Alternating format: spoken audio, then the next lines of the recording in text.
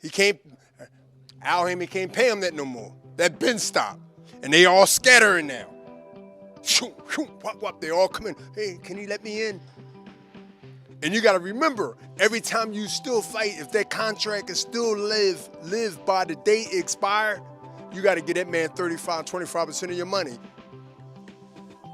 They starting to realize now, I gotta give Al my money. Yes, he's not a promoter, he's an advisor. He got around the Muhammad Ali Act that I stood up for that made that law. Look at the memoirs on Google it and you'll see Bernard Hopkins talked at this in the hearings. So now y'all got Duke because he's under the advisor, which the Ali Act doesn't cover. But now you over here with Aram, you over here with us, you over here with that, and they're like, oh, everybody's working together. No. The well drive. Yeah. There's a lot of things need to be changed, but I am that voice. I am that. You're gonna change it one at a time. Me? Because what they can do to me, stop me from fighting. I don't need the money. I don't need boxing no more. Boxing needs you though. You feel me? Yep. All the way through. So when you in that position, what they gonna do? Shut up and listen. That's just what it is. Because I ain't gonna be here long. I ain't gonna be here long. What they gonna do? We just gonna ride it out. But what I'm gonna do? I'm gonna start it off to somebody else that's gonna be listening. That's is in it. So let me ask you this. That is in it. That's something. You know what I'm saying? Yeah. I'm gonna spark it off to them. I'm gonna spark it off. I may not can change it all, but I'm gonna spark it off to somebody else that's in it. And then they gonna spark it. Start the snowball and let it roll down the hill. And then you're gonna figure it out because I care so much about fighters, period. No matter what, period. And when you look around and you see, man, we've been mistreated, we've been done wrong for years upon years since the history of this thing, and I'm sick of it. I'm sick of seeing fighters not having that. I'm sick of seeing going to the Hall of Fame, seeing old fighters slurring and shit. That shit's sad, bro. That shit do not look at, as a fighter, as a champion, you get all your bruises and shit when you in your career. When it's outside your career, you're supposed to be looking like me right now today. Let's see the watch. You understand me? Look at that. I need this sunglasses. This is what you're supposed to look like when you retire. What is that? Not beat up and all that and shit and starving and shit. And we just look at them like, everybody point, that's a bad motherfucker. Yeah. That was a bad. I hear that all the time. You know, that's all we gonna get. But they don't have $1. Yep. They don't have $1. You can't even support their kids. I don't want the fame and the notoriety of what I did. Give me my finances. Don't steal from me. Treat me right. Give me benefits. Yep. Treat this like a real sport if y'all want to call it.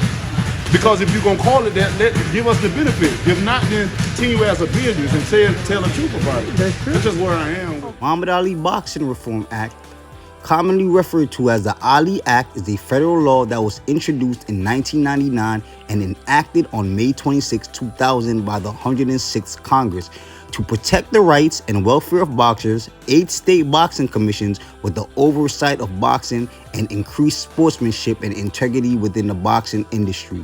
The act amends the 1996 Professional Boxing Safety Act by expanding upon legislation against exploitation, conflict of interest, enforcement, as well as additional amendments.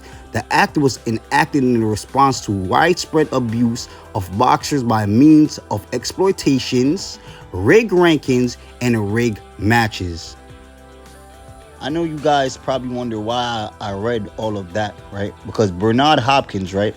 He stated that Al Haymon, he got around the Muhammad Ali Act. So I wanted you guys to see what the Muhammad Ali Act is, and I'm gonna be showing you guys in this video evidence that Al Haymon definitely did get around the Muhammad Ali Act. But I know you guys heard Deontay Wilder, which is a fighter that fights under the PBC, right? He's basically exposing Al Haymon. He didn't have to say a name. If you guys are got critical thinking and you guys can read between the lines, you know who's talking, who Deontay Wilder is referring to, right? Deontay Wilder is not the only boxer has came out and spoke about Al Haymon mistreatment. Adrian Broner has as well. But Adrian Broner, he speaks in code because Adrian Broner is still boxing and he still needs that money. Deontay Wilder, he stated that boxing needs him. He doesn't need boxing, right? So he could do whatever he wants to do. They can't stop him because he's in a comfortable position to do whatever he wants to do. He's living life and he got enough money now. On the other hand, Adrian Broner is not. So you got to be careful with what he's saying, right? So the Muhammad Ali Act, right? Y'all seen it states that it protects, right, boxers from being exploited, right? It prevents rigged matches, and it prevents what? It prevents rigged rankings, right? Rigged matches and rigged rankings. Now, the reason why I go so hard against the LDBC is because I feel like they don't try to enhance boxing. Now, I could be mad at them, but one thing I could give them credit for is that they captivated the fans, right? They build a platform from the bottom to the top by captivating their fans. But we could all agree that it's not in a good way, right? They talk about stuff that has nothing to do with nothing. Turnbull Crawford arguing with fans 2 a.m. in the morning. They try to open up a glove gate against Turnbull Crawford when Everlast came out and said that Turnbull Crawford did not tamper with his gloves. They make fake news that Turnbull Crawford is gonna be suspended and they're gonna take away his KO. Stuff like that. That's like just boring stuff that has nothing to do with nothing. That's not gonna change boxing, right? But they're not gonna point this out, right? On the screen, you can see that this is the WBA rankings, right? Mario Barrios is ranked number 8th in the WBA rankings when Mario Barrios never competed in the welterweight division prior to fighting Keith Thurman. Now, how did Mario Barrios rank number 8th in the WBA, right? But he's fighting Keith Thurman that hasn't fought in 2 years in a WBC title eliminator. Like, how does that make sense? Like, let's break it down. I'm gonna say it for you guys slowly. Mario Barrios is ranked number 8th in the WBA rankings, welterweight rankings, right? In the WBA welterweight rankings, right?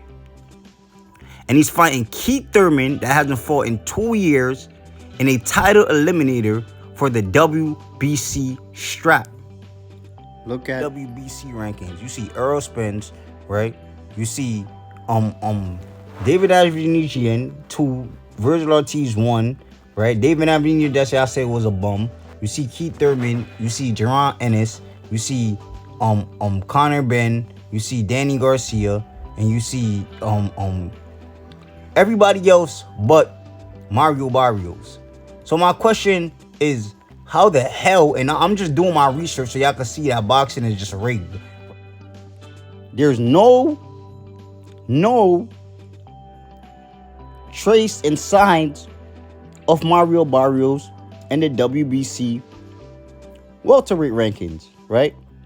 So how is he fighting Keith Thurman in a title eliminator when he's not even ranked in the WBC? He's ranked in the WBA, and we don't even know how is he ranked in the WBA because he never fought nobody. And when he did fight Keith Thurman, he lost. Prior to fighting Keith Thurman, he got knocked out by a tank, right? And if that's not evident that Al Haymon is indulging in friggin' rigged rankings, right? We gonna look at Danny Garcia, right? So you see on the screen here, it says Danny Garcia is fighting hard-hitting Ivan Redcash in a WBC title eliminator, right? Now, the problem with that is, right, this is after Danny Garcia lost to Sean Porter. Danny Garcia only faced off against Adrian Granados, right? And then Ivan Redcash. He only faced off against Adrian Granados and Ivan Redcash after to losing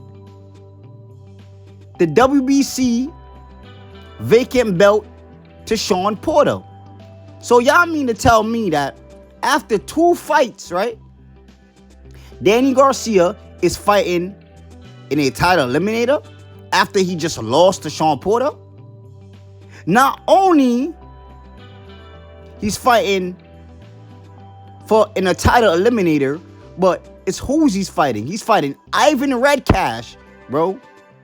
Ivan Redcash only had 3 fights. Only 3 fights at the welterweight division. Only 3 fights, right? Y'all see he's made his debut against Brian Jones. Then he fought Tyrone Harris, and then he fought Devin Alexander. He had lost to John Molino, and we all know that John Molino fights at 140, right? So within 3 fights in the welterweight division, Ivan Redcash is fighting Danny Garcia in a title eliminator for the WBC strap. But you see, the number one component in all of this is the common denominator in all of this is all of these guys are PBC fighters, right? All of these guys are PBC fighters. And I know you guys would love to think that it's only Mauricio Sulaiman is indulging in Rick rankings, but you see that the WBA is doing the same thing. Because there's no way Mario Barrios should be ranked number 8th best welterweight in the world when this man never even fought in the welterweight division. And this is all documented. Y'all see, I'm showing you this. I'm not making this up. This is all documented. I got this from the WBA website and the WBC website. Y'all can go look it up yourself. 2021 rankings, because that's when, that's right before Keith Thurman fought Mario Barrios, right? He was ranked number 8th welterweight, right? Number 8th welterweight. Mario Barrios was ranked number 8th welterweight, right? And he didn't even fight in the welterweight division. He got knocked out by Tank. So right after he got knocked out by Tank, the WBA ranked him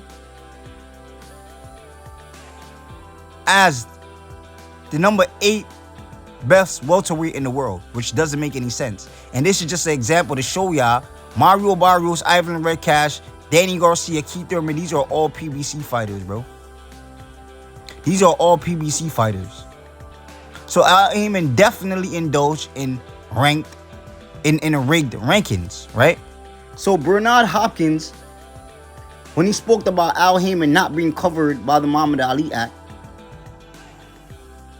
he was spot on, right? This is evidential right here. This is evidence, right?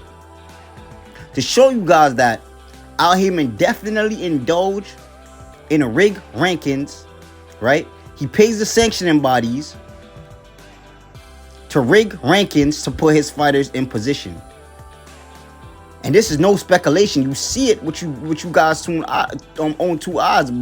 Most of these fighters are PBC fighters. Keith Thurman, Ivan Redcash, Danny Garcia, Mario Barrios. These are all PBC fighters. So this is not no opinion. This is not just Bernard Hopkins just saying stuff because he's a part of Golden Boy. This is real life shit that y'all can look up yourself. So this is the problem with boxing, and this is what the LDBC needs to talk about. And this is the company y'all wanted Terrence Bud Crawford to sign for. Y'all wanted Terrence Bud Crawford to sign to a promotional company that indulge in rigged rankings, right? Not paying their fighters, right?